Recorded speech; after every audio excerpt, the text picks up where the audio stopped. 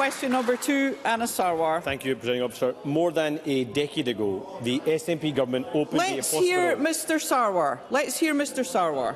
Children died at this hospital, so I suggest you listen. More than a decade ago, the SNP government opened a hospital in Glasgow that wasn't safe because of ventilation issues and water safety. 4 years later in Edinburgh, the opening of the Sick Kids Hospital was delayed because of ventilation and water issues. And now in Aberdeen it's emerged that the new Baird Family Hospital and Anchor Centre are delayed, again because of ventilation issues and water safety.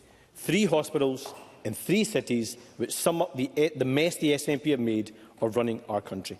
At the core of all of this is the lie and the cover-up at the Queen Elizabeth University Hospital. Had they told the truth then and confronted the problems, then the mistakes would not have been repeated. Instead, that lie has cost the public purse millions and meant delayed and defective hospitals. Tragically, that lie has cost lives. Why was that lie more important to John Swinney than patient safety? First Minister. Mr Sarwar's language is the language of a desperate man. Yes. And he should think twice about the language that he uses in this Parliament, because in a climate where we need to undertake respectful debate, there is nothing respectful about the language that Mr Sarwar has used. Now, if Jackie Baillie would stop shouting at me, I will walk out my way through these different issues, because it's important I give Parliament and the public a clear answer on this question. There were issues that arose from the Queen Elizabeth University Hospital that resulted in the Scottish Government commissioning a public inquiry that is still sitting looking at those issues, and we await the findings of Lord Brodie. Because of the issues that emerged at the Queen Elizabeth University Hospital, my late colleague Jean Freeman stopped the opening of the Children's Hospital in Edinburgh because she was concerned about safety issues. So there was no cover-up, there was no ignoring the reality. Jean Freeman took a decision not to open the Children's Hospital in Edinburgh for the very reasons of responding to the issues about the Queen Elizabeth University Hospital. And as I explained to Mr Burnett last week, the Baird and Anchor in Aberdeen are delayed because of that same cautionary approach taken in Edinburgh is being taken in the Baird and Anchor.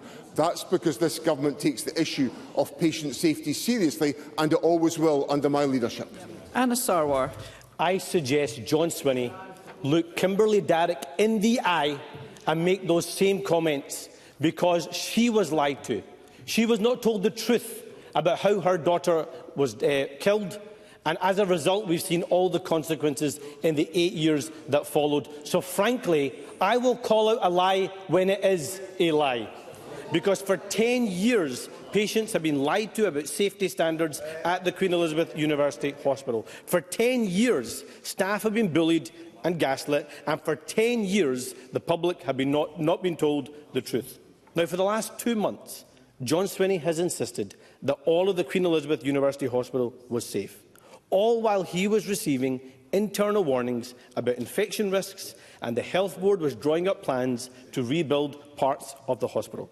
The bone marrow transplant ward needs to be replaced. That proves that for 10 years, patients have been lied to about safety standards at the hospital. So again I ask, why was the lie more important to John Swinney than patient safety?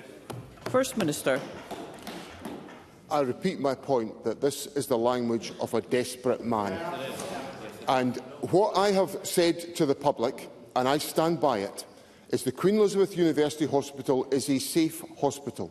There will be issues that will emerge in our hospitals, and the crucial point is that those issues must be addressed, and they must be addressed timorously, and they are in the Queen Elizabeth University Hospital. We've established an oversight group to provide greater public reassurance in an open and transparent fashion. There are representatives of the families who have suffered unbearably as a consequence of the issues at the Queen Elizabeth University Hospital, who are members of that oversight group, and that is essential for the issues of public transparency to be taken forward. So I make it absolutely clear to the public the importance I attach to public safety, and that is what I require of health boards, including NHS Greater Glasgow and Clyde. Anas Sarwar. Presiding Officer, the families are desperate for truth and justice, and they're the ones that John Swinney is forgetting. The Queen Elizabeth University Hospital scandal is the worst in the history of this Parliament. Children and adults have died. Others have been left with life-changing injuries. Grieving families have been lied to. Staff have been bullied and threatened, and the Scottish people have been consistently misled. The cover-up meant that lessons were not learnt, and these mistakes were repeated in Edinburgh and Aberdeen. I have spent more than 8 years with these families and doctors, listening to their stories, hearing their pain, and trying to get them justice. Over that time, John Swinney and his SNP government have sided with management and denied the problems.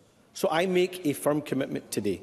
I will publish all validation documents in relation to the Queen Elizabeth University Hospital, do any repair work and build any new wards, including, if necessary, these cancer wards. Will he make that same commitment right now? First Minister.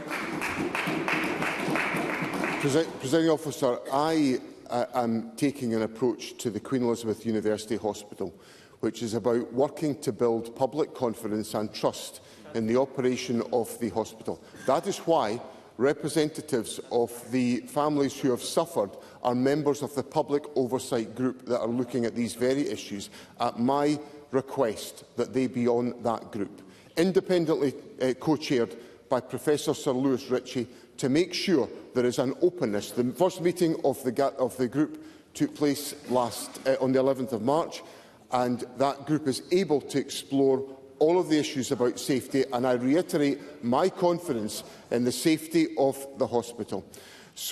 But what lies at the heart of Mr Sarwar's point to me is a misconstruing of what this government has done, and a deliberate attempt to mislead and misrepresent the government's position. Because of the issues, and I come back to what I said in my first answer, because of the experience at the Queen Elizabeth University Hospital, this government established a public inquiry. Because of the concern of my late colleague Jean Freeman, there was a delay to the opening of the Edinburgh Children's Hospital until these issues were addressed. There is a delay to the Beard and Anchor because we are prioritising patient safety. So it is the absolute opposite of what Mr Sarwar is putting to Parliament today. And I think people in Scotland will be pretty sceptical about the things that Mr Sarwar says in here and the commitments he gives, because we saw the real side of Mr Sarwar in his flippant and disrespectful comments about those who suffer strokes in our society yesterday. Mr Sarwar should do the decent thing and apologise with his own words. Question